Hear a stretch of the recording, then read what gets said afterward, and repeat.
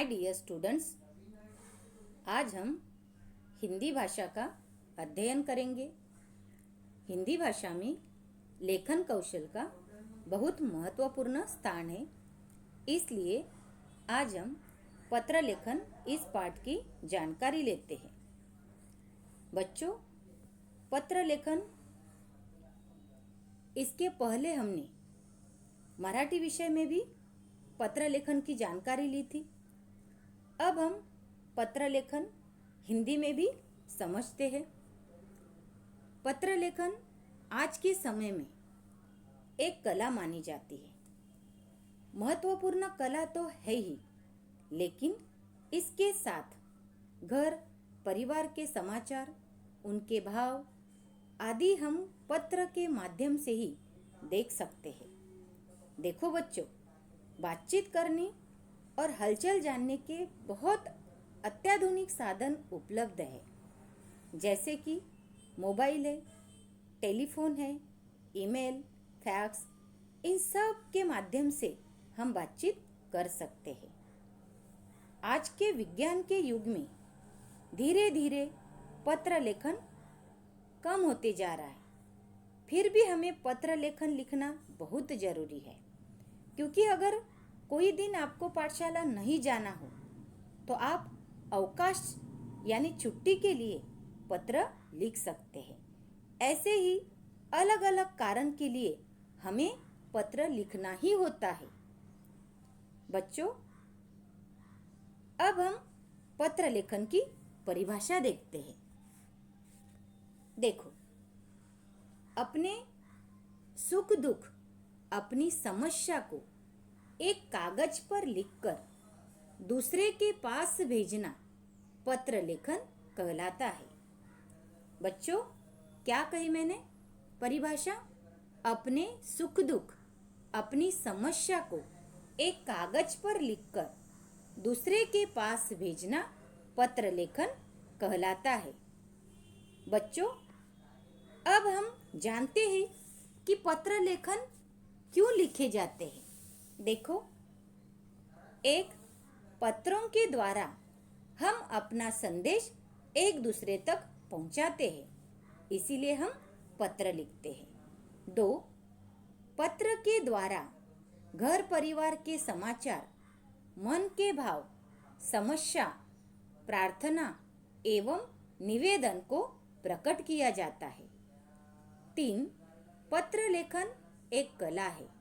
इसके द्वारा ही व्यक्ति ज्ञान, अभिरुचि एवं व्यक्तित्व का भी पता चलता है, और इसी के कारण पत्र लिखे जाते हैं। समझ में आया बच्चों? पत्र क्यों लिखे जाते हैं? अपना संदेश एक दूसरे तक पहुंचाने के लिए, घर परिवार के समाचार हो या मन के भाव हो या प्रार्थना हो, इनको प्रकट करने के लिए। और पत्रों के द्वारा ही हम अपना ज्ञान, अभिरुचि एवं व्यक्तित्व का भी पता लग सकता है या व्यक्तित्व का पता भी चलता है। इसके लिए ये पत्र लिखे जाते हैं। बच्चों, पत्र के 2 प्रकार होते हैं, एक औपचारिक पत्र और दूसरा अनौपचारिक पत्र। औपचारिक पत्र किसे कहा जाता है? देखो, जिन व्यक्तियों के साथ पारिवारिक संबंध नहीं होते, उन्हें लिखे जाने वाले पत्र औपचारिक पत्र कहलाते हैं। क्या कहा मैंने? जिन व्यक्तियों के साथ पारिवारिक संबंध नहीं होते, उन्हें लिखे जाने वाले पत्र औपचारिक पत्र कहलाते हैं। जैसे प्रार्थना पत्र, प्रधानाचार्य को पत्र, संपादक को पत्र, व्यापार संबंधी पत्र, कार्यालय संबंधी पत्र, यानी ये सब पत्र औपचारिक पत्र में आते हैं। 2, अनौपचारिक पत्र। मित्र परिवार या मित्र परिवार के किसी सदस्य जैसे पिता, भाई, बहन, चाचा आदि रिश्तेदार या परिचित को ये पत्र लिखकर कोई संदेश या निमंत्रण देना होता है। अनौपचारिक पत्र किथे लिखे जाते हैं? मित्र परिवार या घर के किसी सदस्य को, जैसे अपने पिता को हो, भाई को हो, बहन को हो या चाचा को हो या कोई आदि रिश्तेदार हो, इनको हम पत्र के द्वारा ही संदेश या निमंत्रण देते हैं। बच्चों, पत्र लेखन के मुख्य 7 भाग होते हैं। इसके पहले हमने क्या देखा? पत्र 2 प्रकार के होते हैं, एक औपचारिक पत्र और दूसरा अनौपचारिक पत्र। अब 7 भाग कौन कौन से होते हैं ये देखो। नंबर 1, प्रेषक का पता। देखो बच्चों, प्रेषक का पता यानी पत्र भेजने वाले का पता। जो पत्र भेजता है उसका पता लिखना पड़ता है। 2, तिथि। तिथि यानी बच्चों दिनांक। जिस दिन पत्र लिखा जाता है उसी दिन की तारीख लिखी जाती है। 3, संबोधन यानी पत्र जिसको लिख रहा है, जैसे पूजनीय पिताजी, प्रिय मित्र। देखो बच्चों, जो पत्र लिखता है सबसे पहले उसका पता लिखना पड़ता है, यानी जो पत्र लिख रहा है, जो पत्र भेजने वाला है, उसका पहले पता लिखना पड़ता है पत्र लिखते समय। उसके बाद दिनांक लिखना पड़ता है। उसके बाद संबोधन। संबोधन मतलब जो पत्र लिख रहा है वो किसको पत्र लिख रहा है। अगर अपने रिश्तेदार को, अपने पिताजी को पत्र लिख रहा है तो संबोधन में क्या आएगा? पूजनीय पिताजी। समझ में आया? अगर वो अपने मित्र को पत्र लिख रहा है तो प्रिय मित्र। ऐसे संबोधन में हमें लिखना पड़ता है। नंबर 4, अभिवादन। बच्चों, अब यह अभिवादन क्या है? तो इसका मतलब हम एक दूसरे को मिलते हैं तो हम नमस्कार, नमस्ते या चरण स्पर्श करते हैं। उसी तरह से हमें अभिवादन में क्या लिखना है कि जैसे हम संबोधन में क्या लिखेंगे, पिताजी को लिखना है तो पूजनीय पिताजी, और अभिवादन में क्या लिखेंगे, यहाँ पे क्या दिया है, नमस्कार या नमस्ते।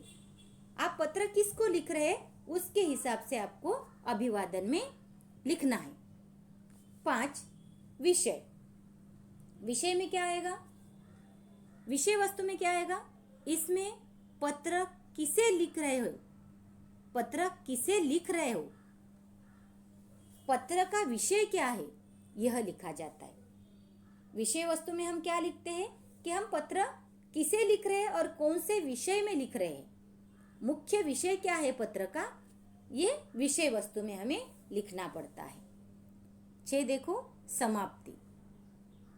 अंत में यही कहना चाहूँगा कि घर में सब कैसे हैं, बड़ों को नमस्कार, छोटों को आशीर्वाद आदि। मतलब ये 6वां जो पॉइंट है हमारा, इसमें हम क्या लिखेंगे कि हमारा पत्र पहले अनुच्छेद हो गया, दूसरा अनुच्छेद हो गया, फिर तीसरे अनुच्छेद में हम जब लिखेंगे तो हम क्या लिखेंगे कि घर में सब कैसे हैं, बड़े होंगे, चाचा चाची होंगे तो उनको नमस्कार कहना, अगर छोटे बच्चे रहेंगे तो मेरी तरफ से उनको आशीर्वाद कहना। इसका हम मतलब ये हम लिखते हैं, इसे हम समाप्ति कहते हैं। और 7, प्रेषक का संबंध। इसके अंत में आपका मित्र या पिताजी को लिख रहे हो तो आपका बेटा।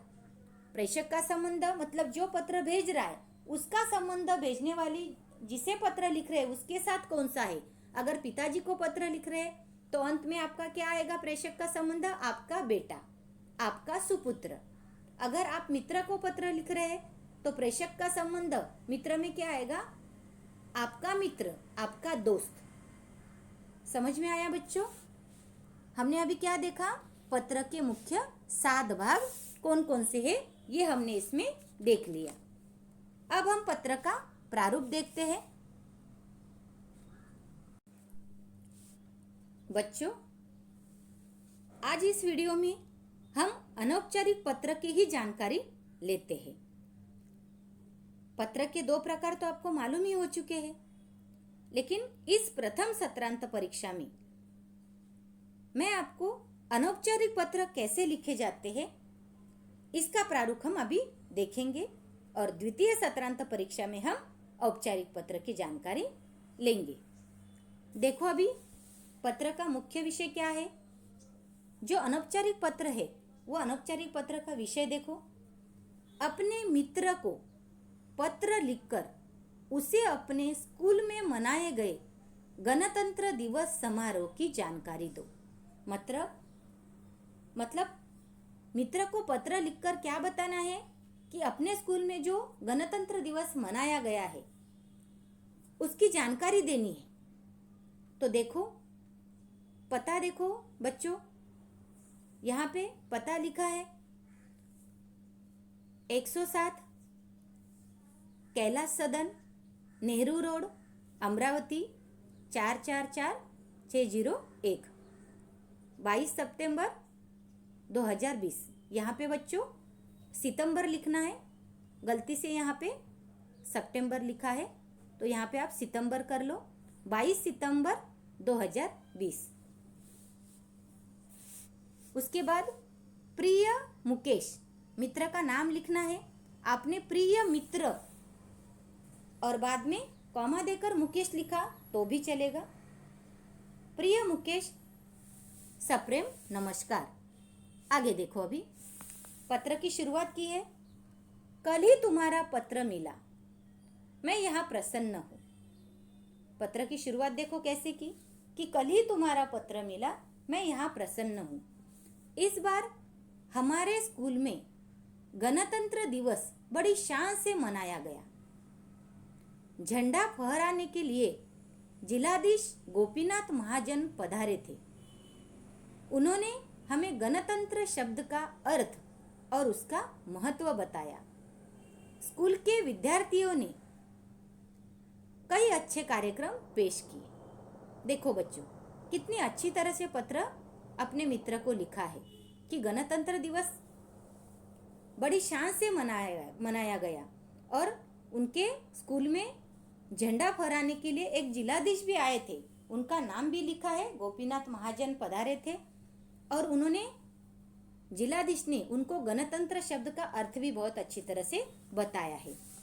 और बहुत सारे विद्यार्थी भी मतलब गणतंत्र के दिन में तो आए ही थे, लेकिन बहुत सारे विद्यार्थियों ने, स्कूल के विद्यार्थियों ने कई अच्छे कार्यक्रम भी पेश किए हैं।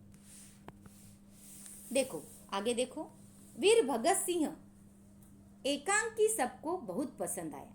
देखो बहुत सारे कार्यक्रम उन्होंने पेश किए, लेकिन उसमें वीर भगत सिंह जो एकांकिका की, उस एकांकी सबको पसंद आई। बहुत ही अच्छी तरह से एकांकी उनको पसंद आई। इस एकांकी में मैंने भगत सिंह के एक साथी का अभिनय किया था। संगीत का कार्यक्रम भी बहुत रोचक था, मतलब दिलचस्प था। दूसरी कक्षा के 7 वर्ष के दीपू ने सितार बजाकर सबको चकित कर दिया। चकित यानी आश्चर्यचकित कर दिया। देखो जैसे जैसे कार्यक्रम स्कूल में मनाए गए उसी तरह से उन्होंने अपने पत्र में उनके दोस्त को, उनके मित्र को लिखा है। सारा कार्यक्रम दिलचस्प रहा है। अंत में वंदे मातरम के साथ गणतंत्र दिवस समारोह समाप्त हुआ। इस तरह से उन्होंने अपने मित्र को पत्र लिखा है और अंत में क्या कहा कि वंदे मातरम के साथ हमारे गणतंत्र दिवस की समाप्ति हुई, समारोह की समाप्ति हुई। और तुम्हारा मित्र सुधाकर। देखो बच्चों, इस तरह से आपको अनौपचारिक पत्र अगर लिखना है अपने दोस्तों को, अपने रिश्तेदारों को, तो इस तरह से आपको पत्र लिखना है। अनुच्छेद किस तरह से किए हैं, देखो किस तरह से पत्र लिखा है, पत्र की समाप्ति कैसे की है, ये सब इस पत्र में आपको दिया है। तो इसी तरह से आपको ऐसे ही ये अनौपचारिक पत्र लिखना है। देखो बच्चों, आज हमने क्या देखा कि पत्र क्यों लिखे जाते हैं। पत्र के 2 प्रकार देखे हैं। पत्र लिखते समय कौन कौन सी बातें याद रखनी चाहिए। पत्र के मुख्य 8 जो भाग है वो 8 भाग हमने आज देखे हैं। तो आप उसके बाद एक पत्र लेखन भी आपको समझने के लिए यहाँ पे दिया है। तो आप इसी तरह से ये पत्र जरूर एक बार पढ़ो, पत्र की पूरी जानकारी पढ़ो, ताकि आपको पत्र अच्छी तरह से समझ में आएगा। समझ में आया बच्चों आपको पत्र लेखन? यहाँ पर ही हमारा पाठ समाप्त होता है। अब मैं आपको एक स्वाध्याय देती हूँ। स्वाध्याय लिखो। अपने छोटे भाई को व्यायाम का महत्व समझाते हुए पत्र लिखो। जिस तरह से मैंने आपको पत्र समझाया उसी तरह से आपको अपने नोटबुक में, अपने कॉपी में यह पत्र लिखना है। धन्यवाद।